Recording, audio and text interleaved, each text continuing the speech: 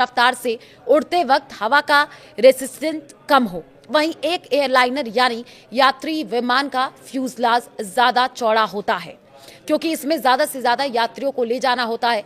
Fighter jet में cockpit fuselage के ऊपरी हिस्सों पर होता है, हथियार पंखों पर लगे होते हैं और इंजन व ईंधन फ्यूजलाज के पीछे के हिस्से में रखे जाते हैं।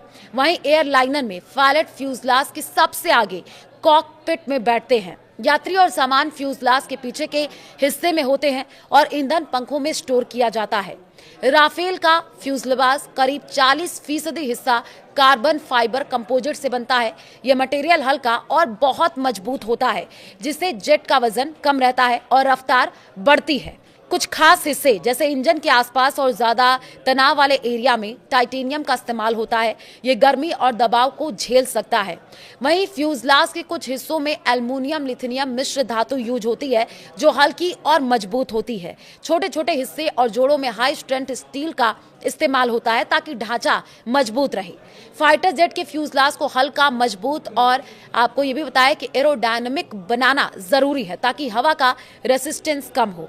डेसॉल्ट एविएशन एक फ्रांसीसी कंपनी है जो रक्षा और एयरस्पेस को क्षेत्र में काम करती है और इसकी स्थापना 1929 में हुई थी और इसका मुख्यालय सेंट क्लाउड फ्रांस में है। कंपनी राफेल और मिराज 2000 जैसे fighter jets, falcon business jets और ड्रोन बनाती है। डेसॉल्ट भारत के साथ 2016 से 36 राफेल जेट्स की डील और 2025 में 26 राफेल मरीन जेट्स की डील के जरिए जुड़ी है। Tata advance system limited tassel Tata group की एक कंपनी है जो रक्षा, एरोस्पेस और होमलैंड सिक्योरिटी के क्षेत्र में काम करती है। इसकी स्थापना 2007 में हुई थी। इसका मुख्यालय मुंबई में है। टेसल विमान, हेलीकॉप्टर, ड्रोन, मिसाइल सिस्टम और रक्षा उपकरणों के पुर्जे बनाती है और इसकी सिकोस्की, बोइंग, लॉकहीड मार्टिन और डेसॉल्ट एविएशन जैसी ग्लोबल कंपनियों के साथ साझेदारी है। नमस्कार, मैं हूं आपके साथ Ayushi Gupta. Rafale fighter jet की मेन बॉडी अब हैदराबाद में बनेगी और इसे फ्यूजलाज कहा जाता है। भारत की टाटा एडवांस सिस्टम लिमिटेड यानी टेस्ला ने इसके लिए फ्रांस की कंपनी डेसॉल्ट एविएशन के साथ 4 प्रोडक्शन ट्रांसफर एग्रीमेंट साइन किए हैं। राफेल की पहली फ्यूजलाज यूनिट 2028 में असेंबली लाइन से बाहर आएगी। हैदराबाद में बनाए जा रहे मैन्युफैक्चरिंग प्लांट से हर महीने 2 पूरी मेन बॉडी तैयार होने की उम्मीद है। टाटा और डेसॉल्ट की ये साझेदारी भारत के रक्षा क्षेत्र में निजी कंपनियों को भागीदारी को बढ़ा देगी। डेसॉल्ट ने कहा कि ये प्रोजेक्ट भारत और फ्रांस के बीच रक्षा सहयोग का एक बड़ा कदम है और इससे भारत में रक्षा उपकरण बनाने की क्षमता बढ़ेगी और स्थानीय इंजीनियर्स को विश्व स्तरीय तकनीक सीखने का भी मौका मिलेगा। ये पहली बार होगा जब राफेल की मेन बॉडी फ्रांस के बाहर बनेगी।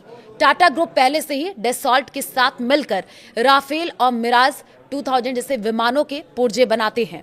टाटा एडवांस सिस्टम के सीईओ सुकरन सिंह ने कहा, ये साझेदारी भारत के हवाई जहाज बनाने के सफर में एक बड़ा कदम है।